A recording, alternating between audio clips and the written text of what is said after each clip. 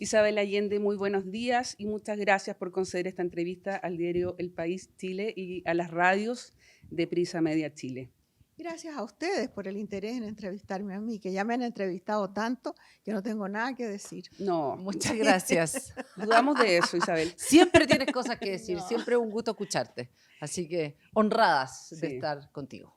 Isabel, en la novela, la protagonista Emilia del Valle habla del concepto de mujer buena, ante el que ella se revela, por cierto, ¿no? Era el siglo XIX. Más cómoda se sentía con el concepto de una mujer mala.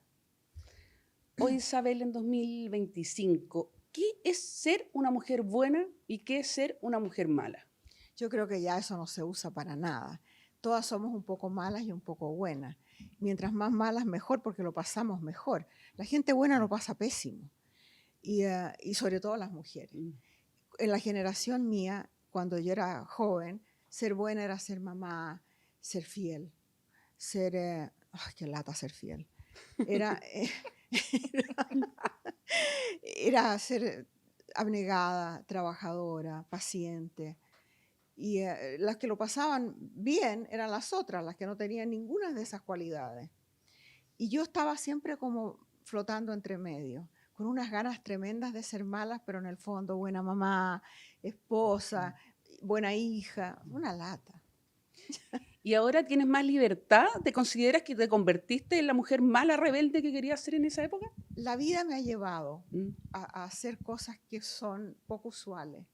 Pero ahora que tengo la edad que tengo, 83 años, orgullosa de tenerlos, hay una gran libertad. Yo creo que lo que viene con la edad es la libertad. Pero es una libertad que es mucho más allá de lo que tú quieres hacer, porque ya lo que quieres hacer no es tanto. Es la libertad interior de aceptarte, de no cargar con lastre, de ir dejando todo por el camino. Y eso es maravilloso.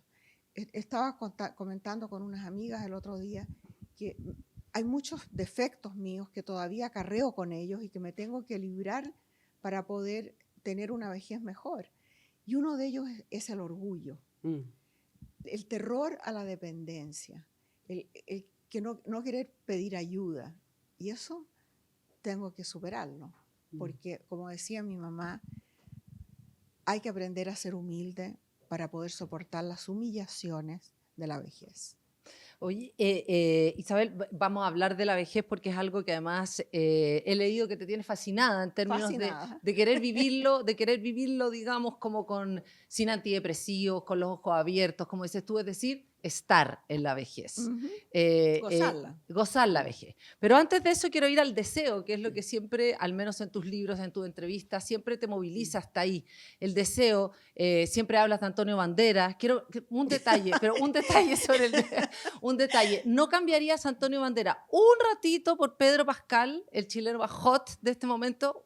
Cualquiera de los dos, oye, que me hicieran el favor, estaría fantástico, pero no hay ninguna esperanza. Ahora me resigno al anciano que tengo. Al A señor, Roger. pero enamorado más que lo tienes también. Claro. Ahora, el deseo siempre te ha movilizado, siempre hablas de relaciones, de hombres, de estar con, o sea, ¿el deseo es un motor para ti? Mira, más bien un motor literario, porque en la vida real es relativo. Yo me enamoro y me enamoro largo. Ya. Entonces, en las relaciones muy largas, el deseo se va matizando también.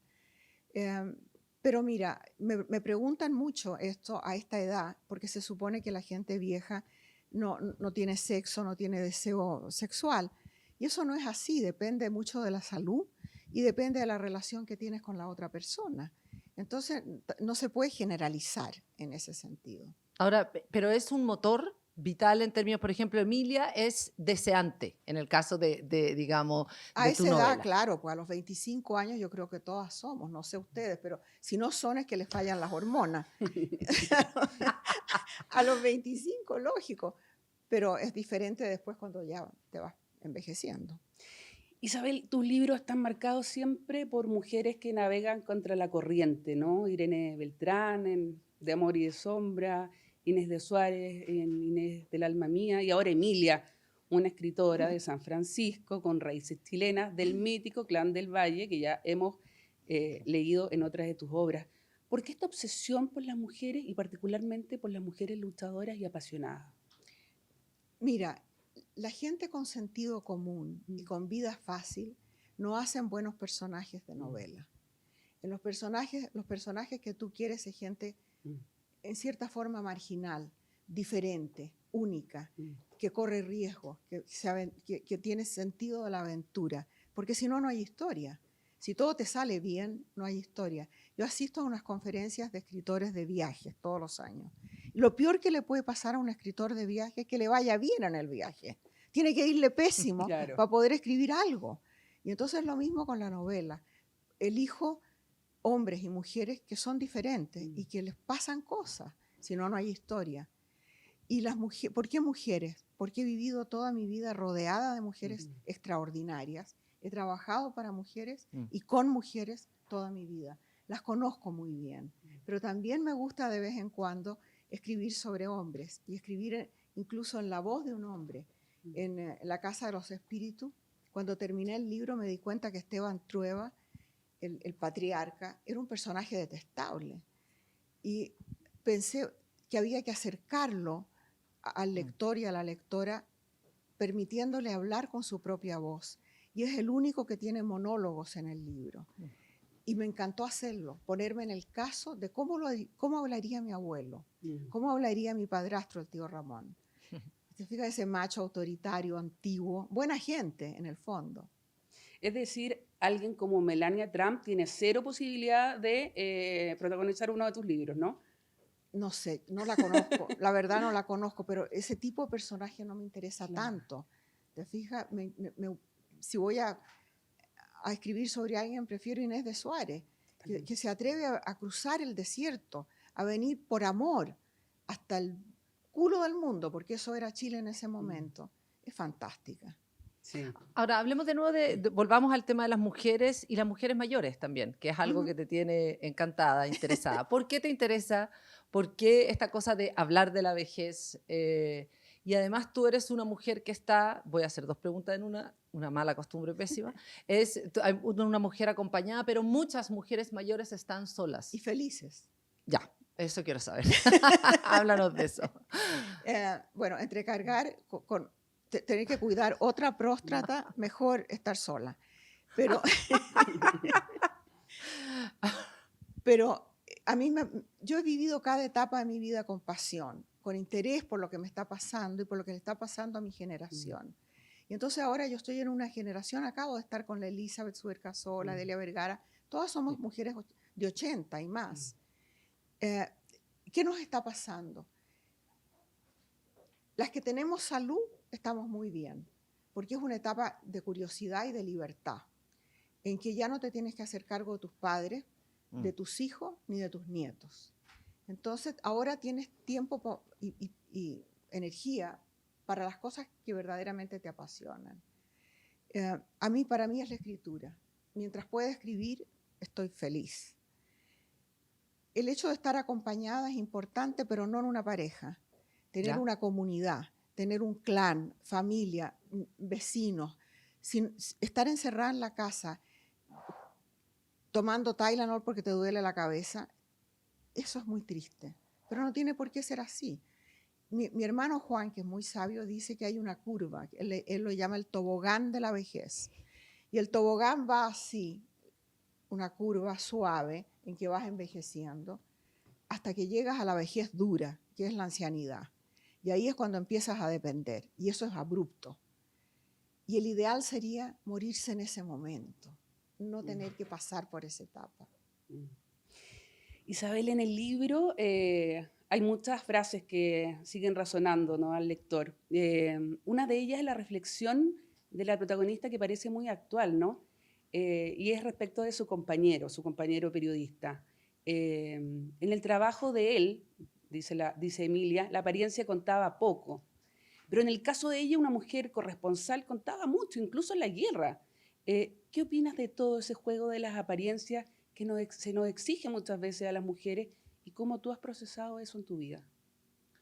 Muy pendiente de las apariencias. O sea, para mí es importante la ropa que me pongo, cómo me peino, todo eso sigue siendo importante. Y sin duda los hombres tienen mucho más libertad que nosotras en ese sentido.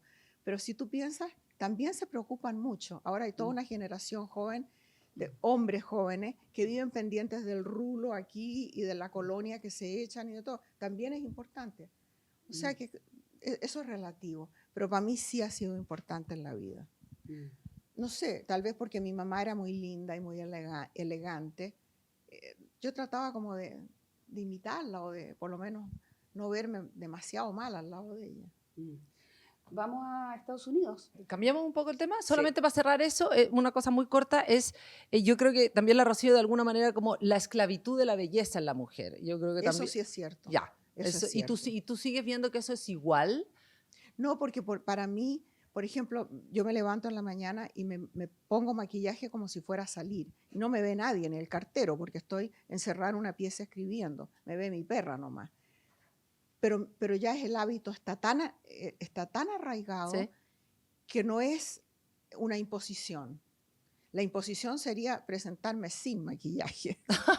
Al revés. decís Al tú. revés. Pero yo entiendo que sí es una esclavitud. Y para las mujeres sigue siendo más que para los hombres, digamos. Mucho O sea, ahí más, hay pues. una distinción, una Mucho diferencia. El más. ser bella es Claro, algo y la ahora. cirugía estética y todo eso, pues. Todo Ya. eso es importante. Isabel, pensando en el contexto mundial y también local, lo que está ocurriendo en Chile, en Estados Unidos, la cosa está movidita, ¿no? Como dirían los En españoles. Estados Unidos está, pero muy movidita. ¿Cuáles son los desafíos, crees tú, de las nuevas generaciones de mujeres y de las mujeres en general, no solamente de las jóvenes? Yo creo que las mujeres están en un momento de riesgo. Mm. Hay una vuelta a la extrema derecha, al fascismo también, que pone a la mujer en un papel sometido, quiere a la mujer en la casa. Se está hablando mucho de la mujer tradicional. En Estados Unidos acaba con el asesinato de Charlie Kirk, acaba de haber una mega, le dicen mega iglesia casi, lo que hubo como una ceremonia en un estadio y era todo esto, estaba combinado la política con la religión. Y la gente de rodillas en el suelo, con los brazos levantados, comparando a Charlie con un profeta, con un mártir, con Cristo. Entonces, todo eso, las mujeres tienen que tener mucho cuidado, porque las religiones son todas patriarcales y todas quieren a las mujeres en una posición sometida. Entonces, es muy fácil perder los derechos que uno puede haber adquirido a través de años de lucha de las abuelas, las madres, para poder llegar a tener lo que tenemos, que no es todavía el fin del patriarcado. Seguimos viviendo en un patriarcado, pero lo podemos perder lo que tenemos. En Estados Unidos se perdió el derecho al aborto, que era un derecho federal. Entonces ahora depende del Estado. Y ahora están tratando de suprimir los anticonceptivos. Se trata de que la mujer esté embarazada, ignorante y en su casa, en lo posible. ¿Cuánto te preocupa esto, Isabel? Mucho, me preocupa mucho porque he sido feminista desde los 5 años y he dedicado mi vida y mi fundación a apoyar a las mujeres, invertir en el poder de la mujer. O sea, la frase de Trump en la despedida, justamente en esta ceremonia que se hizo de Charlie Kirk, tenemos que devolver a Dios a los Estados Unidos. ¿Qué te pasa con esa frase? Me da mucho miedo porque, primero que nada, el Estado y la religión deben estar separados. Y después porque esto también significa un ataque contra la ciencia, contra la información, contra la cultura, contra la educación. Estoy completamente de acuerdo en que si la gente quiere ser religiosa y practicar su religión, está perfecto y seguramente lo van a hacer muy bien. Pero hay que tener cuidado cuando el Estado toma esa posición, porque se pueden utilizar eso para manejar a las masas como quieran. Hoy día Trump, de hecho, ayer habló con respecto al paracetamol también y el tema de que podría generar, por ejemplo, niños con problemas de autismo. No sé si viste esa noticia ayer. Hay un ataque a la ciencia. En este momento la persona que está a cargo de la salud en los Estados Unidos, lo que es el equivalente al ministro de la salud, no cree en las vacunas. O sea, empezando por ahí. O sea, si tú no crees en las vacunas, vas a tener una generación de vuelta con polio. Claro. Ahora, tú has hablado muchas veces que las mujeres en general en esta ruta avanzan, retroceden. Nunca ha sido un camino, digamos, que ha ido en progreso. ¿Por qué crees que está sucediendo este retroceso? ¿Cuál es la razón? Mira, y si lo ves en América Latina también. Respecto a las mujeres, sí, es porque el movimiento de liberación femenina es la revolución más importante que ha tenido la historia. porque hemos vivido por milenios en un patriarcado y las mujeres se levantan y desafían las normas del patriarcado. Y como toda revolución, no tiene un manual, no tiene un mapa. Uno va avanzando a tientas, a ciegas. Cometemos errores, retrocedemos, viene el culatazo de retroceso y seguimos avanzando. Y si no hemos logrado todo lo que queríamos, no es porque no lo hayamos hecho bien, sino porque la lucha es muy larga y los obstáculos muy grandes. Entonces, no nos juzguemos con tanta dureza. Cuando hay un retroceso, se puede esperar eso en cualquier movimiento de cualquier clase, pero sobre todo una revolución. Isabel, en Chile también estamos enfrentando un momento diferente, ¿no? Especial. Estamos, de hecho, a menos de 2 meses de las presidenciales, donde hay en juego 2 proyectos bastante distintos. ¿Qué sabes de eso? Y al mismo tiempo, bueno, vives fuera, pero ¿qué tan informada estás? Y al mismo tiempo, ¿qué tanto te preocupa también el momento chileno? Mira, no estoy informada como debería estar y no vivo aquí, así que es muy difícil opinar. Pero visto desde afuera, Chile es una democracia que tiene instituciones muy sólidas. Tiene una constitución, buena o mala, pero la gente se ciñe a la constitución. Entonces, hay reglas claras. En los Estados Unidos funciona más bien el sistema de precedencia, o sea, si lo que pasó antes es una norma. Las instituciones americanas que parecían tan fuertes no lo son. No son tanto como las chilenas. Yo tengo una especie de confianza tremenda en Chile. Y yo creo que somos un país de centro, que cada vez que nos vamos a un extremo, las cosas se ponen feas. Y en el fondo estamos buscando siempre llegar a que el péndulo deje de girar tanto y se coloque en el medio, porque eso es lo que somos. Y creo que nuestra democracia, después de lo que hemos sufrido históricamente, la cuidamos mucho. Aunque hoy en día los chilenos, a juzgar por lo menos por las encuestas, prefieren restringir las libertades en pos de la seguridad. Sí, porque la seguridad es un tema muy importante, pero restringir las libertades, pero seguramente no quieren una dictadura. En Estados Unidos no tienen idea lo que es un gobierno autoritario, no lo han vivido jamás.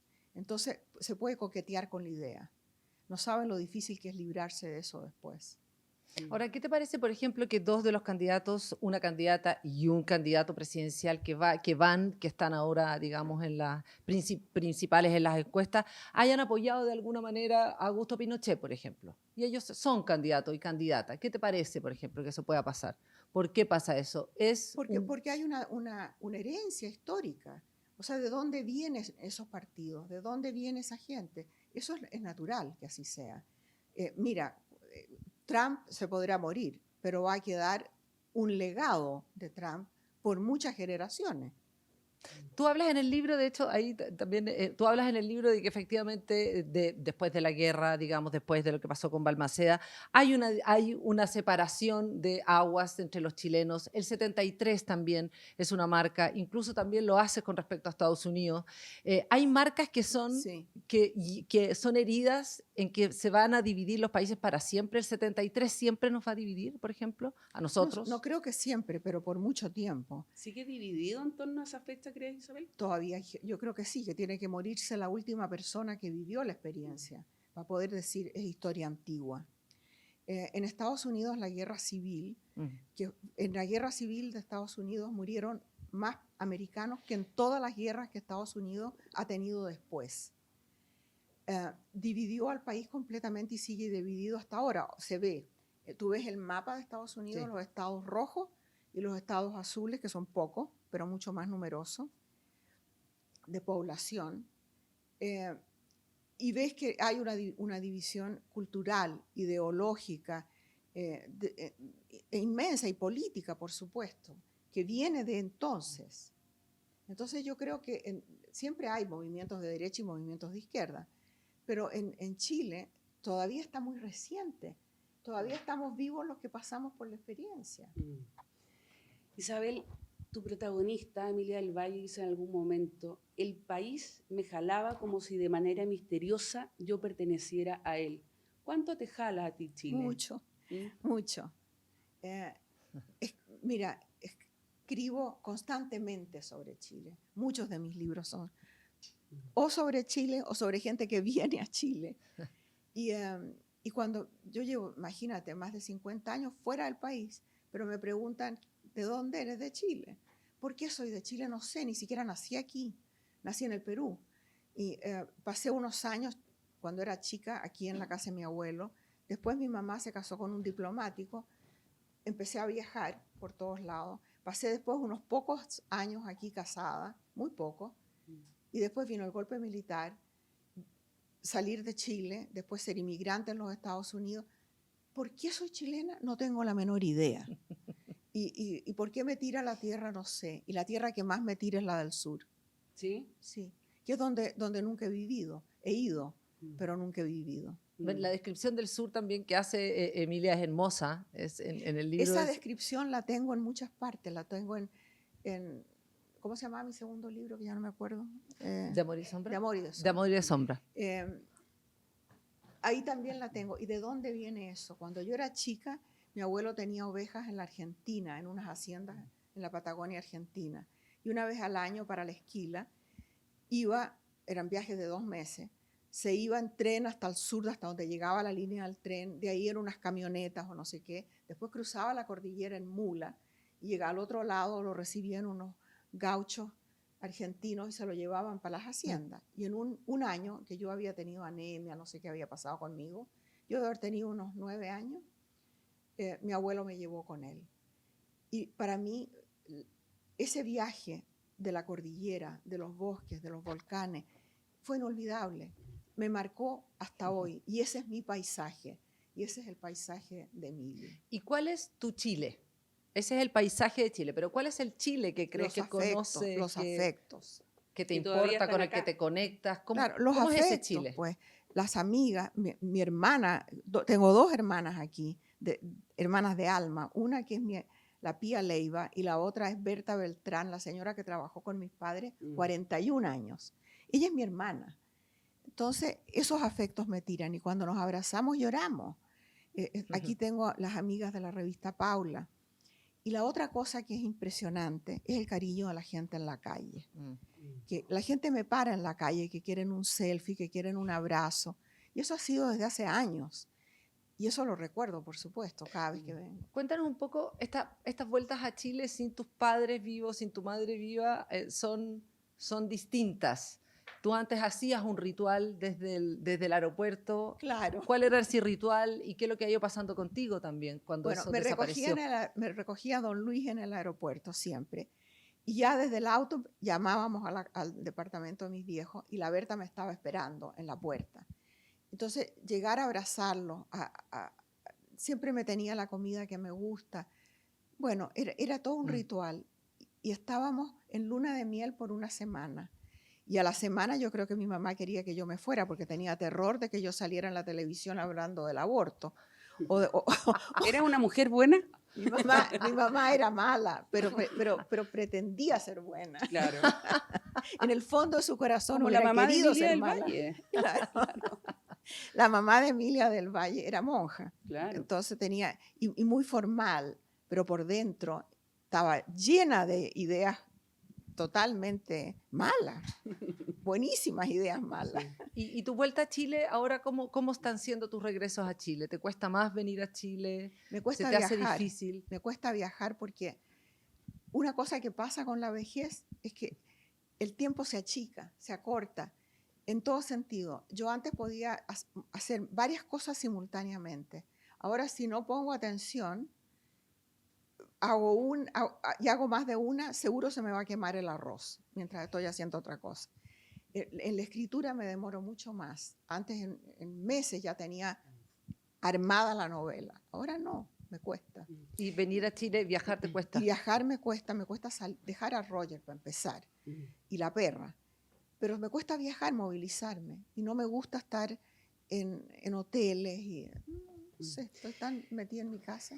Isabel en el libro hace descripciones muy graciosas respecto de Chile y muy acertadas también. Por ejemplo, el clasismo. Que todavía existe. Que todavía, ¿te sigue impresionando el clasismo en Chile? Y me revienta. Ya, ¿por qué? ¿Dónde lo notas? ¿Dónde lo En todo. adviertes? Mira, hay cuando yo era chica, yo lo sentía muy fuerte y mis hermanos también, es curioso. Vivíamos en la casa de mi abuelo donde había una línea invisible que dividía la parte en que estaba la familia y se recibían las visitas y los patios de atrás, donde era como, para atrás era como, no sé, era como otro planeta. Esa división, esa injusticia social, a mí me ha afectado toda la vida y me molesta muchísimo. Y la veo en una especie de pituquería que todavía existe, en el arribismo, en el mostrar la plata, que eso antes no era así. Existía la plata, pero no se mostraba como ahora. No, tú describes, por ejemplo, esto de que los chilenos, ningún chileno bien educado acepta un favor sin decir antes muchas veces que no, por ejemplo, ¿cierto? O cuando ofrecemos agua, ¿no quieres un vaso de agua? De agüita, Siempre en el chiquitito. tecito, ¿cierto? Y también dices tú que tenemos un carácter orgulloso, serio y recio, ¿no? Las mujeres chilenas, ¿cómo son hoy en día? Recias. ¿Cómo somos? Bueno, las de ahora no sé, las jovencitas, pero yo en general las mujeres que conozco son recias, aguantan mucho y son fuertes, fuertes y muy generosas, oye. Generosas con los hijos, generosas con las amigas, se dan enteras. Hay una especie de, como que ser femenina es ser abnegada, que no nos conviene para nada. La palabra abnegada hay que tener cuidado con eso. Ahora, si tú tuvieras a tu cargo a una niñita chilena, a una joven chilena, ¿qué valores, qué principios, qué ideas te gustaría inculcarle? También en un mensaje a las nuevas generaciones, Isabel. Lo mismo que le inculqué a mi hija Paula y a mi hijo Nicolás, a los dos por igual. Un sentido de la decencia, del honor, de la generosidad, de que mientras más tienes, más das. Las cosas esenciales del valor, del coraje para enfrentarte cuando tienes miedo a una situación que te parece injusta, enfrentarla. Esos valores que le di de chiquito a mis dos niños, se los daría a cualquiera porque son eternos. Son los que me crié yo. Estamos un poco perdidos en esta sociedad contemporánea con respecto a esos valores. Pero fíjate que no es porque los padres no quieran darles eso, sino que porque están bombardeados por los medios sociales, oye, por las redes sociales, y por una desinformación y un consumerismo tremendo, que no es de los padres, sino que es de una sociedad que se ha desquiciado verdaderamente. ¿Usas redes sociales? No, las usa. Mi oficina mantiene redes sociales con mis lectores, pero yo no estoy metida pendiente de eso para nada, porque si no me volvería loca. Mucha pérdida de tiempo en el celular, ¿no? Hablemos un poco de esto también. Hemos hablado, estamos viviendo realidades complejas. Estamos viviendo, por ejemplo, una crisis climática. Lo que dices tú, el retroceso muchas veces de los derechos de las mujeres, lo que está sucediendo en Gaza, las guerras en el mundo, el avance también de liderazgos que son complejos, peligrosos, en fin, las democracias también están amenazadas. ¿Cómo dar esperanza en este contexto y cuáles son tus cosas para la resistencia, menores, desde chicas hasta grandes? No puedo dar esperanza, porque eso no se da. Ya. Pero te puedo decir lo que ha sido mi experiencia. Yo nací en la mitad de la Segunda Guerra Mundial, en la época del Holocausto, de las bombas atómicas. No existían los derechos humanos, no existían las Naciones Unidas. Había 50 millones de personas desplazadas solamente en Europa. De todo ese horror que fue ese tiempo, que fueron años espantosos, en que surgió el fascismo, el comunismo, el nazismo, todo eso ya pasó, ya nos ha pasado. Y de todo eso vinieron muchas cosas buenas. Pasaron muchas cosas buenas después de eso. La humanidad reaccionó. Entonces, como yo escribo novela histórica, estudio el pasado. Entonces, tengo una perspectiva un poco más amplia de lo que es la humanidad y la vida. Y si bien es cierto que hay momentos como el de ahora y como el que fue entonces, muy graves, muy difíciles, y que producen muchas muertes y mucho dolor y mucha violencia, el arco de la historia es hacia más progreso, hacia más inclusión, más democracia. No retrocedemos, Parece que Ujú. avanzáramos Sí. en círculos, pero avanzamos en espirales. Mm. Y las resistencias cotidianas, que son tomar vino, comer chocolate, ¿cuáles son tus pequeños? Mis Porque, vicios, sí, por ejemplo, Inconfesable, alguno. ojalá. ¿Ah? mi vicio yo creo que es la flojera, que la tengo que vencer a cada rato.